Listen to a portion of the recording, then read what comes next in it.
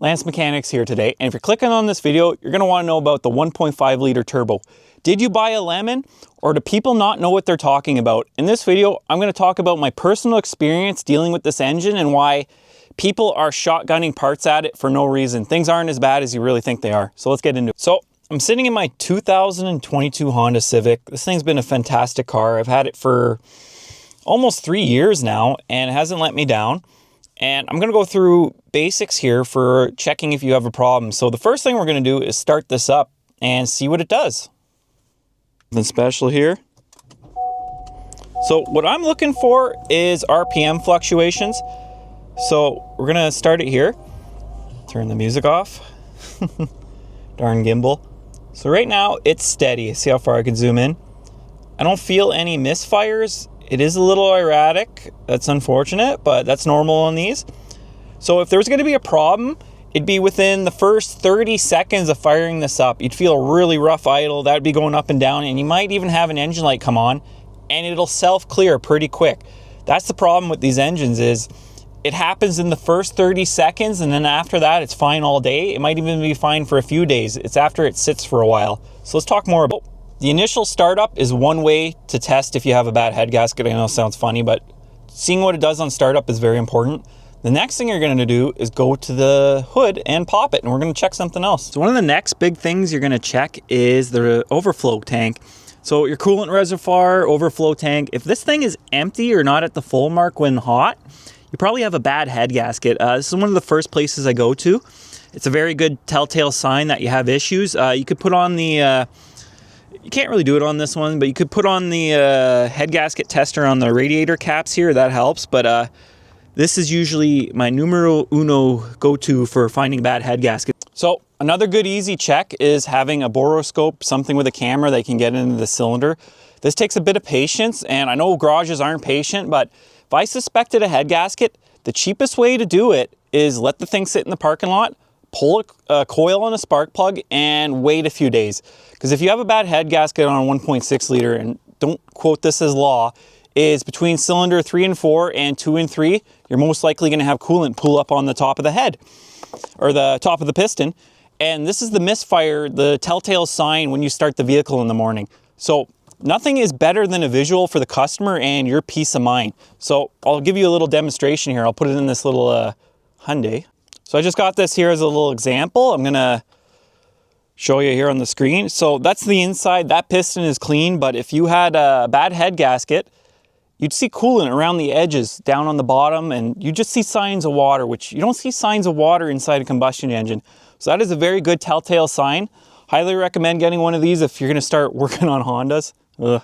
All right, now for the bread and butter of the video. My experience with these engines and why I think people are overcalling components. They're not doing things properly, and general misunderstanding of the whole engine itself and just everything. So first off, people don't know is people are saying it has a poor design for the head bolts. Yeah, they are some pretty thin head bolts, I'm not going to lie, and if you do get coolant down in the threads, it will strip them out of the block. Shit happens.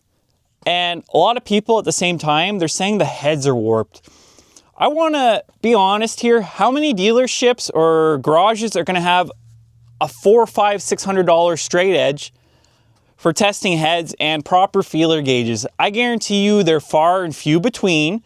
And the people who are using them, do they know how to use them?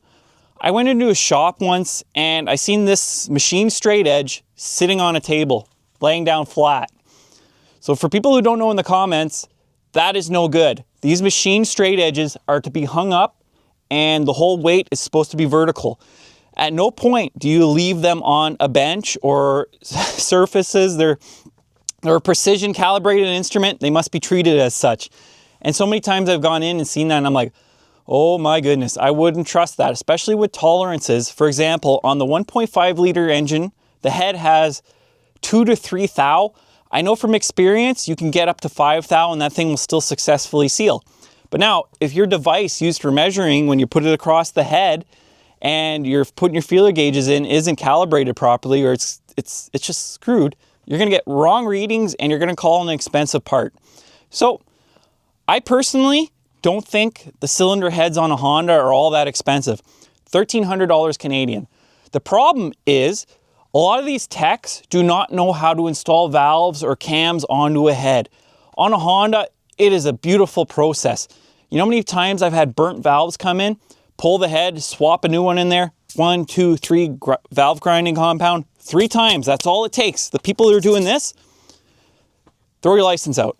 So 3 times, it's set, it's good to go. Throw a valve in there. I've never had comebacks. Like, it's such a simple process. But if you don't do it every day, you're scared. There's a lot of garages who will buy a complete cylinder head with the valves, with the friggin' cams. What a waste of money. So the cylinder head, let's say, is $1,300 Canadian. You can go research this.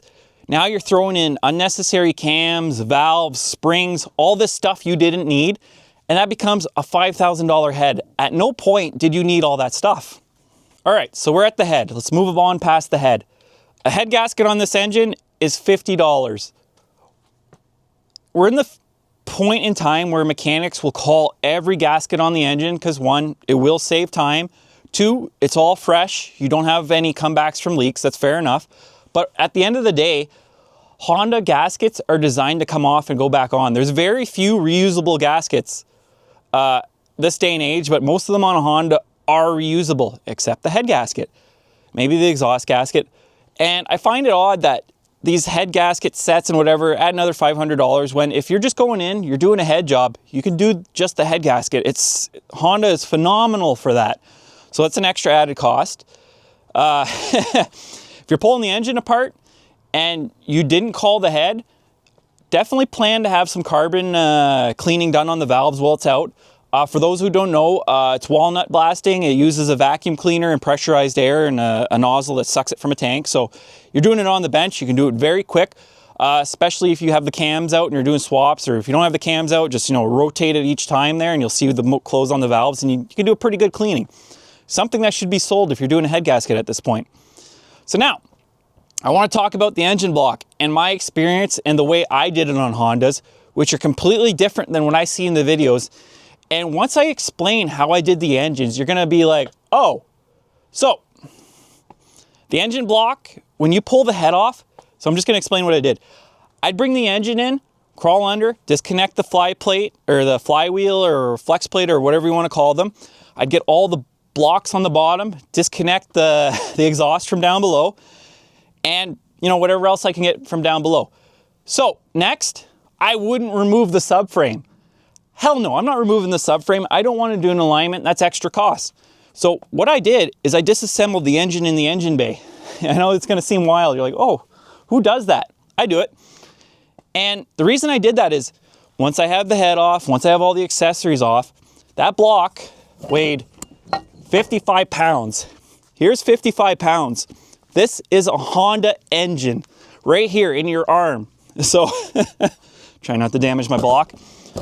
So with the rotating assembly, it weighs 55 pounds. If you're telling me a mechanic can't reach over and grab a Honda 1.5 liter with 2 arms, we got a problem.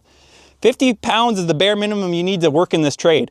So doing that, I got a lot of funny looks. For 1, I'm not dropping the subframe. 2, I'm not pulling out all the suspension. I'm not doing an alignment. I saved hours and hours, and a lot of people are just kind of stunned. Once you do it once, you're like, oh, wow, this block is so light. There's nothing to it. The head weighs more than the block, I swear. Or maybe it's just because of the suction, the dowels. It was really, really hard to lift the head off compared to the engine block. All right, so back to the block. So those who don't know, you can buy from Honda a complete rotating assembly, short block, or you can buy a bare block. So me being with Honda, I know going the bare block route is way better. And you're going to be in the comments being like, oh, there could be scoring, there could be wear, there could be so much. Listen, you're overthinking it because you don't want comebacks. So let me tell you the difference here. Honda is very friendly rebuildable. Like, backwards on the words. They're very friendly to rebuild. I've done it where I've been into engines. I was doing piston ring recalls. I pulled off the bottom main cap and, oh, there's some scratches on here. The crank's bad, or the crank's good. Okay, here's what I do. I call the parts department. I tell them which cylinder it's on. They have a spec on file for the measurements, and they'll order me 1 cap, 1 crank bearing. and I'd pop that in, we're good to go. Honda has all the measurements. You can rebuild these engines. It's not hard. It seems in this day and age, a lot of mechanics are afraid to touch valves, they're afraid to touch pistons. Me, the short block is $1,300 Canadian. If I pulled the threads out, whoop-de-doo, $1,300 Canadian, I'm gonna spend a few extra hours pulling out the rest of that block, and then I'm gonna swap over the rotating assembly because it's not that hard. And if I do see something, fine, I'll wait an extra day or two. I'll get the part from Honda. It's not hard. And if you're curious, the long block, or sorry, the short block with the rotating assembly is nearly $3,600 Canadian. So what would you do? Because you're not confident enough, or you don't have enough experience, would you make the customer pay another $2,000? It's quite a bit. That's a lot of money. So let's think about this. One, shop's not confident enough, or the mechanic's not confident enough, calls ahead. Okay, next thing you know, the block, maybe it needs to be replaced, calls a block. He's afraid of putting the rotating assembly into the new engine. Okay, so now you're getting a short block. So something so simple as a head gasket can snowball, and because people aren't confident in repairs these days, instead of a $5,000 repair with parts and labor, it becomes a $10,000 parts and repair and labor on a vehicle that's worth $10,000. Sometimes that's enough to push a customer over the edge. As before, you would have, okay, the car's worth 10.